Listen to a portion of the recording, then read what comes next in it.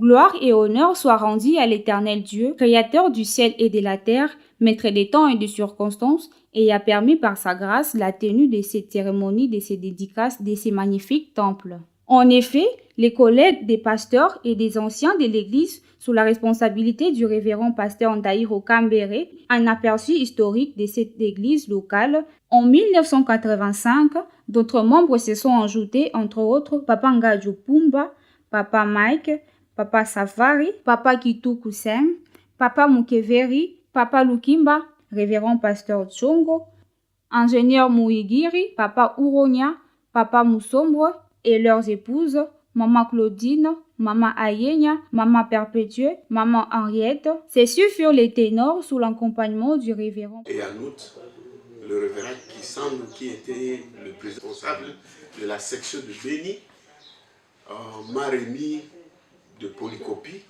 des chants de victoire pour dire va à l'hôtel Majestic et commence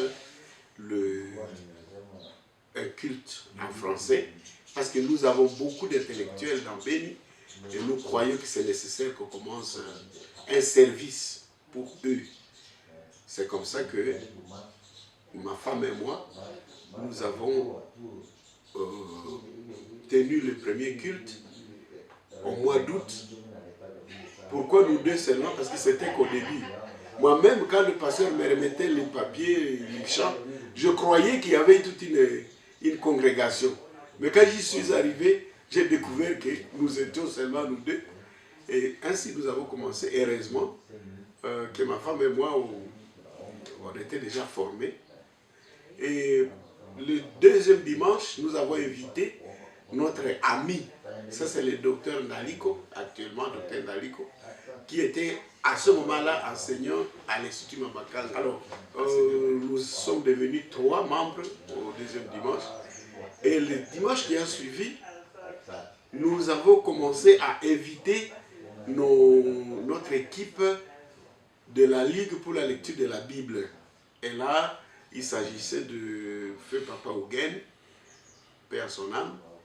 Et il s'agissait aussi de Maneno, qui était infirmier à la Kapako ici. Et c'est comme ça que nous avons évolué d'abord à 5. Et puis après, les membres de la Ligue, nous avons le docteur Paluku Sabouni qui nous a rejoints. Et nous avons évolué un peu lentement. Mais à un moment donné, comme on n'avait pas beaucoup de gens qui nous rejoignaient à Hôtel Majestic, nous avons demandé aux anciens de l'église de nous permettre que nous rentrions à Mabakanga pour pouvoir tenir le culte en français de 7h à 8h et qu'à 8h on commence le Swahili. Bien-aimés frères et sœurs, bonjour. Moi c'est le frère Maki. J'ai la joie de passer un mot sur l'événement d'aujourd'hui. Au fait, je suis arrivé au Nord Kivu en 1985, en provenance de Kinshasa. Arrivé à Béni, je me suis dit, où est-ce que je vais adorer le Seigneur? J'ai vu la CBK, j'ai dit, bon, c'est une communauté baptiste. On m'a adressé à la CBK Tamende. Comme j'habitais juste à l'époque, c'était Hôtel Yeneka. Et je suis allé là-bas. Bon, j'ai participé au culte. Ne connaissant pas le Swahili, j'étais un peu dépaysé parce que tout s'est passé en Swahili et un peu aussi les Kinande dedans. Alors je suis sorti du culte, je n'avais rien compris. Alors comme à Kinshasa, j'évoluais à la Ligue pour la lecture de la Bible, j'ai chanté pas mal les cantiques de Chantons à l'Éternel. Alors il y a mon voisin qui écoutait comment je chantais chaque jour le cantique dans les chansons de l'Éternel. Il me dira, non, toi tu chantes les cantiques que mon frère aussi aime bien chanter. Je lui dis, ah bon, est-ce que tu peux me mettre en contact avec lui? Il a organisé pour que nous puissions rencontrer son frère, qui est la personne de docteur Célestin Ndaliko. On a échangé et j'étais vraiment très content pour me dire que non, il y a un culte francophone. Alors je viens te chercher les dimanches. Les dimanches, nous sommes allés à Mabakanga. On n'était qu'à deux, moi et lui.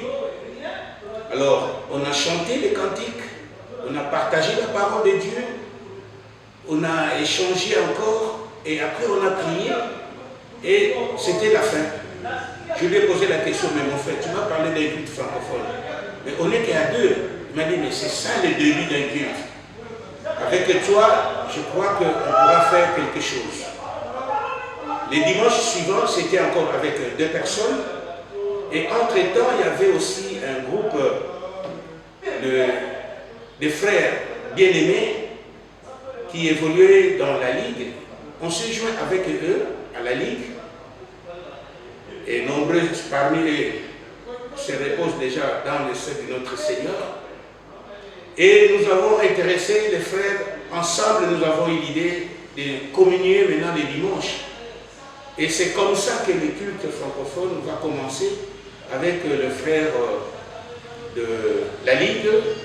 Là, nous avions les frères qui nous ont déjà précédés, notamment les frères directeurs Ngadjo, les frères Ouronia, le frère Maneno, et j'en passe. Et on a commencé maintenant à fréquenter l'église francophone au niveau de la Linéterie. Et de la Linéterie, nous sommes allés à IAB. Et de IAB, bon. Et voilà, quand je suis à Béni, je suis dans mon église, l'église CK20 francophone ville. C'est l'œuvre du Seigneur. C'est le Seigneur lui-même qui a mis dans le cœur de ses enfants cette initiative qui est devenue aujourd'hui grandiose par la gloire du Seigneur. Nous rendons grâce à Dieu, lui qui a commencé avec nous et continue à cheminer avec nous. Je crois que cette œuvre ira encore plus loin pour sa gloire. Que Dieu vous bénisse et que Dieu soit avec nous. Au nom de Jésus, ainsi j'ai exprimé. Amen. CK20 Nord Kivu, des circuits, ce fut un culte sans chorale. Celui-ci s'est tenu matinalement le dimanche de 6h à 7h. Les membres de cette petite congrégation, ayant compris que le lieu du culte n'était pas approprié pour donner gloire à Dieu, avaient décidé de trouver d'autres endroits, une chambre à la boutique cadeau de Madame Getty, à côté de la lunetterie CK20 résidence missionnaire Tim Stabel. Puis, dans la maison de Madame Ngezayo, l'ancien dispensaire de Kapako, actuel espace Vodacom, après chez Codefi, à face de Royal, et enfin à l'IAB. Confère Semenyakunde Beni dans la salle des 4e année par le promoteur Papa Tumba. C'est retenant que ces cultes à cette époque-là étaient agrémentés par le choral de notre frère Ngongo qui fut un ancien musicien de l'orchestre face à Malepe mais qui s'était converti à l'église en tant que chrétien. Nous sommes en train de parler de cet ouvrage qui est devant nous, mais pour arriver à ce niveau, on a commencé quelque part. Et en fait, l'histoire est un peu longue, mais nous on a commencé ici. On a construit ça, c'était en bâche. En haut, on avait des bâches, et les pourtours, on a mis des roseaux. Alors ça, c'est dans l'histoire, c'est normal. Toute la vie, on ne commence pas à haut, mais on commence à bas. Et cette étape est arrivée, et à un moment donné, un jour en plein culte, il y avait une pluie. Alors que c'était une journée de la Sainte Seine.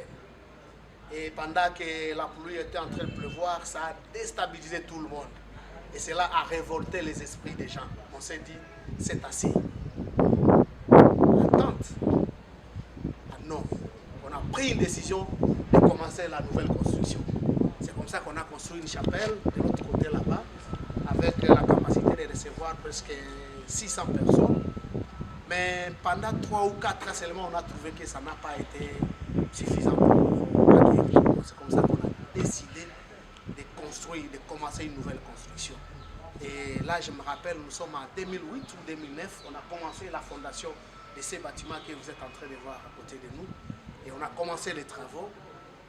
Les gens se sont donnés. Les travaux ont commencé. On a même érigé les murs, on est allé dans les travaux. Mais à un moment donné, on s'est dit, bon, est-ce qu'il est possible qu'on puisse construire à 2 phases? C'est-à-dire la première phase, on construit d'un côté, on finit les travaux, et quand on aura fini, parce qu'on était en train d'utiliser au même moment cette même chapelle. C'est alors qu'on s'est dit, bon, on va construire la première partie. Quand cela sera fini, on va aller à la deuxième partie. Malheureusement, on n'a pas tenu compte des exigences techniques. Et à ce niveau, bien sûr, on a commencé la première partie ici. On a élevé les murs, on a mis la charpente, on a tôlé. Et on était en train au même moment d'utiliser cette chapelle. Mais à un moment donné, quand on a enlevé certains pieds droits qui étaient en train de soutenir, on ne savait pas que ça va causer un dégât. Il y a un dégât. Le mur, la toiture a cédé. Alors là, on était obligé de détruire. Et bien aimé, ça n'a pas été facile. L'ouvrage qui était déjà au niveau de la toiture, et détruire ça jusqu'à mener au niveau des murs, ça n'a pas été facile. Certains chrétiens ont décidé de partir. Mais les vaillants sont restés, les chevals sont restés. Et on a repris les travaux, malgré la démolition qui nous a coûté presque 3 ou 4 000 $ de démolition. Mais on a encore pris courage. Et on a commencé avec les travaux, on a prié, on a sollicité des gens pour venir au travail. Et nous bénissons le Seigneur pour les amis, les paroissiens qui se sont donnés corps et âme pour évoluer avec les travaux, malgré les difficultés, malgré la guerre, la situation de la guerre que nous traversons. Mais chacun a mis sa main sur la pâte. Et aujourd'hui, l'ouvrage est là. Et donc, nous bénissons le Seigneur pour ce grand travail et bénissons tout le monde d'une manière ou d'une autre qui a donné sa contribution pour la réalisation de cette